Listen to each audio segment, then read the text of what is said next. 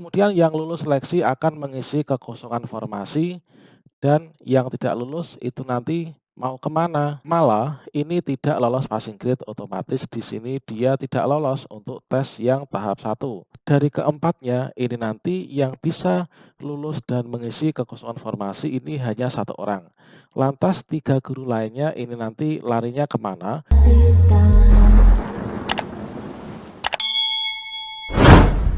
Assalamualaikum warahmatullahi wabarakatuh, sobat-sobat calon guru, selamat datang di channel calon guru. Sobat-sobat semuanya, setelah kita berhasil mendaftar di seleksi P3K Guru dengan bukti kita mendapatkan kartu pendaftaran sistem seleksi calon ASN, langkah berikutnya ini adalah sesuai dengan Permen Pan RB nomor 28 tahun 2021 tentang pengadaan P3K untuk jabatan fungsional guru pada instansi daerah tahun 2021, kita mengikuti seleksi administrasi.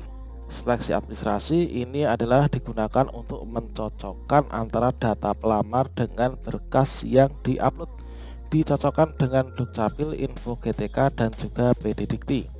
Setelah itu nanti kalau kita lulus barulah kita mengikuti seleksi kompetensi. Nah, di sini kita perlu mendalami dulu yang dimaksud dengan seleksi itu apa, teman-teman. Tentunya dalam setiap seleksi di sana ada yang lulus, ada yang tidak lulus. Kemudian yang lulus seleksi akan mengisi kekosongan formasi dan yang tidak lulus itu nanti mau kemana? Silahkan simak video ini sampai selesai. Namun sebelum kita lanjutkan, perlu saya ingatkan bagi teman-teman yang belum subscribe, silahkan klik tombol subscribe-nya dan aktifkan notifikasi loncengnya, sehingga nanti jika ada video terbaru kalian gak akan ketinggalan informasi.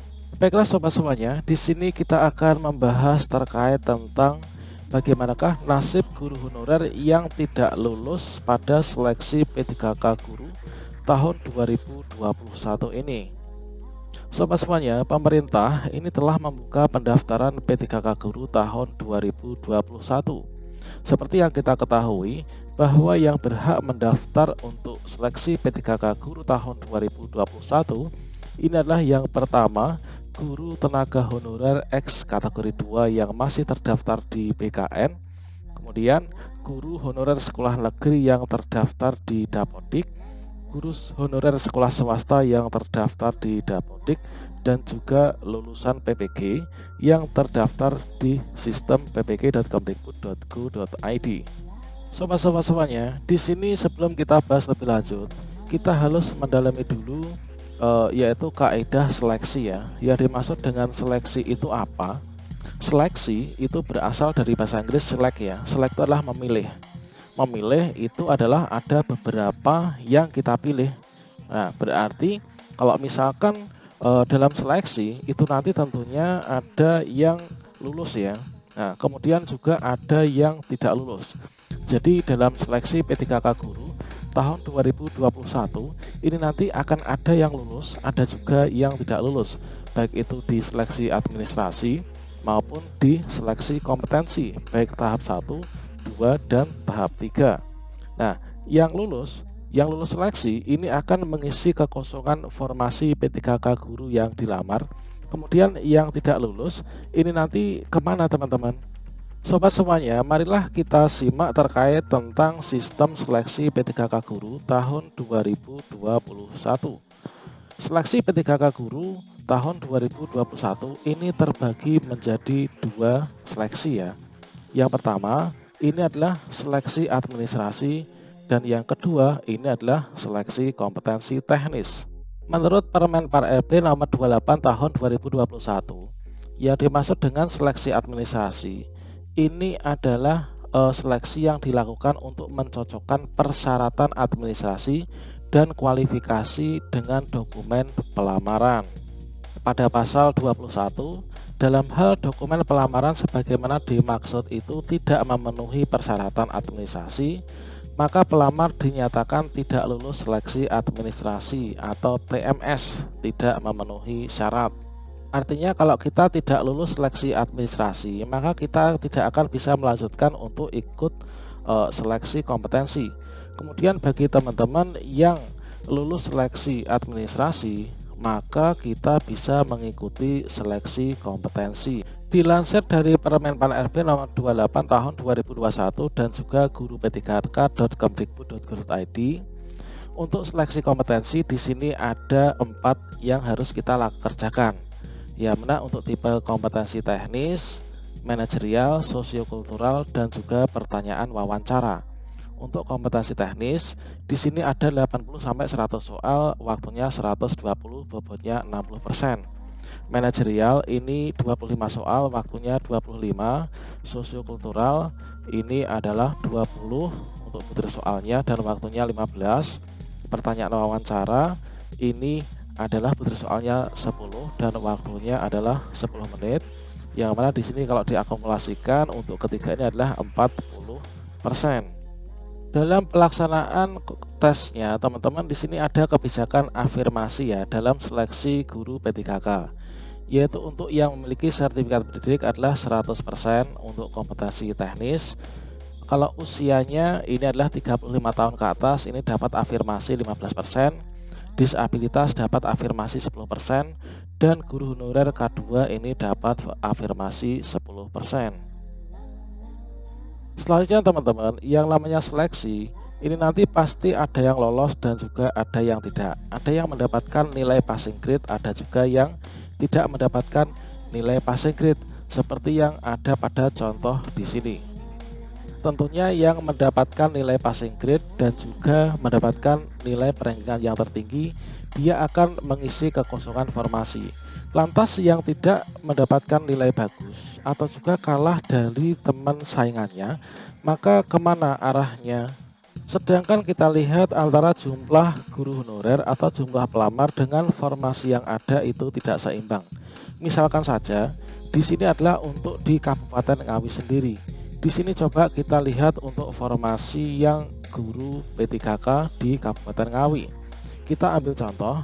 Misalkan di sini diperlukan ahli pratama guru kelas, ini jumlahnya hanya 1, yaitu di SDN Pengkol 1 misalkan. Kita bayangkan saja di SDN Pengkol 1 di sini ada 4 guru honorer yang memiliki ijazah S1 PGSD. Sedangkan di SDN Pengkol 1 ini hanya membuka 1 formasi. Otomatis dari keempatnya ini nanti yang bisa lulus dan mengisi kekosongan formasi ini hanya 1 orang. Lantas 3 guru lainnya ini nanti larinya kemana? Bagaimanakah nasib mereka? Sobat semuanya, tahapan seleksi P3K Guru tahun 2021 di sini terbagi menjadi 3 tahapan, yang mana terdiri dari seleksi kompetensi tahap 1, seleksi kompetensi tahap 2, dan juga seleksi kompetensi tahap 3. Misalkan di sini ada SDN Sukamaju 1, di sini ada 3 guru honorer, hanya ada 1 formasi. Untuk tes tahap 1 ini diikuti THK 2 dan juga guru honor sekolah negeri. Di sini 3 guru honor yang ada di SDN Sukamaju adalah Asis, kemudian ada Mala, dan juga ada Randy. Selanjutnya, di sini dari perolehan nilai ketika melaksanakan seleksi kompetensi ini diperoleh nilai yang seperti ini. Kalau misalkan kita cermati di sini Mala ini tidak lolos passing grade, otomatis di sini dia tidak lolos untuk tes yang tahap 1. Nah, di sini kita coret. Kemudian di sini untuk penentu kelulusan. Nah, di sini ada 2 teman kita yaitu Asis dan juga Randy, yang mana dia ini semuanya lolos passing grade dan juga di sini nilainya sama. Sedangkan menurut Permenpan RB nomor 28 tahun 2021, untuk bisa lulus seleksi P3K Guru bisa mengisi kekosongan formasi yang ada di SDN Sukamaju 1. Ini adalah harus lolos passing grade dan juga mendapatkan nilai yang tertinggi. Nah, di sini jelas kalau misalkan Asis dan Randy ini kedua-duanya ini memenuhi syarat. Kemudian dalam peraturan lain di Permenpan tersebut itu kalau misalkan dari nilainya ini sama, nilai akhir sama, dan juga passing grade semua, maka diambil dari teknis kompetensi teknis yang paling tinggi. Nah, di sini juga sama. Kalau misalkan nilai teknis masih sama, maka diambil dari nilai manajerial dan sosiokultural yang paling tinggi. Seperti yang kita ketahui, di sini Asis dapat nilai 150 dan di sini Randy ini mendapatkan nilai 160. Kalau merujuk pada Permenpan tersebut, maka yang dinyatakan lulus ini adalah Randy. Nah, dia di sini lolos passing grade, dia dapat nilai tinggi, dan juga dia secara manajerial dan sosiokultural dia unggul ya, lebih unggul daripada ASIS. Makanya di sini Randy bisa lolos mengisi kekosongan formasi yang ada di SDN Sukamaju 1. Sedangkan di sini untuk ASIS dan Mala ini kira-kira bagaimana teman-teman? Nah, untuk ASIS dan Mala ini nanti akan memilih formasi lagi ketika pemilihan formasi mau tes di tahap yang kedua. Sekarang kita simak bersama untuk tahapan seleksi P3K guru yang tahap 2. Coba teman-teman kita perhatikan yang ada di sini. Nah, di sini kita ulang dari awal ya terkait tentang alur seleksi P3K guru. Yang bisa mendaftar P3K guru ini adalah guru honor sekolah negeri, guru honor K2, guru honor sekolah swasta, dan juga lulusan PPG. Nah, di sini kita mendaftar di awal ya, melakukan pendaftar di awal. Kemudian di sini ada momentum untuk memilih formasi. Memilih formasi ini adalah baru untuk yang di sini kategori yang pertama dan yang kedua, yaitu guru honorer sekolah negeri dan juga honorer K2. Kemudian dari keduanya ini nanti akan bersaing pada tes tahap yang pertama. Bagi yang lolos seperti tadi yang kalian simak pada ilustrasi, yang lolos ini nanti akan mengisi kekosongan formasi. Sedangkan yang nggak lolos ini nanti akan memilih formasi lagi ya, memilih formasi untuk ikut tes yang kedua. Di tes yang kedua ini nanti akan mendapatkan saingan. Saingannya ini adalah dari kategori 3 dan kategori 4, yaitu guru honor sekolah swasta ini masuk ikut tes tahap kedua, dan juga lulusan PPG ini masuk untuk ikut tes yang tahap kedua. Kalau misalkan ini nanti lolos, nanti akan mengisi kekosongan formasi yang dipilih pada tahap 2. Kalau tidak lolos, ini nanti akan kembali memilih formasi pada saat menjelang tes tahap 3 dan cetak kartu ujian di sana. Nah, ini adalah saat-saat yang paling menentukan teman-teman di tes tahap 3. Jadi di tes tahap 3 ini nanti bagi yang lolos juga akan mengisi kekosongan formasi yang ada. Bagi yang nggak lolos, ini nanti ya sudah. Kalau misalkan masih ada formasi yang kosong, ini nanti akan di ranking dari nilai passing grade atau tidak passing grade yang paling tinggi untuk mengisi kekosongan formasi. Dengan sistem yang seperti ini, tentunya nanti akan banyak sekali guru honorer yang tidak lulus seleksi P3K guru tahun 2021. Kira-kira kalau misalkan tidak lulus di seleksi P3K guru, baik tes tahap 1, tahap 2 atau tahap 3, ini nanti bagaimana? Nah, di sini secara tidak sadar ini adalah untuk yang di tes tahap kedua ini nanti saingan semakin banyak dikarenakan ada lulusan PPG dan juga guru honorer sekolah swasta yang ikut masuk, saingan semakin banyak. Sedangkan formasi ini semakin menyempit. Dikarenakan apa? Dikarenakan sudah banyak yang terisi dari peserta tes tahap 1 yang lolos seleksi dan mengisi kekosongan formasi. Otomatis formasinya akan semakin mengerucut. Begitu juga dengan ketika tes tahap 3, malah kadang mungkin formasinya sudah akan habis. Sedangkan kalau misalkan kesemuanya banyak sekali yang nggak lolos, ini nanti bagaimana?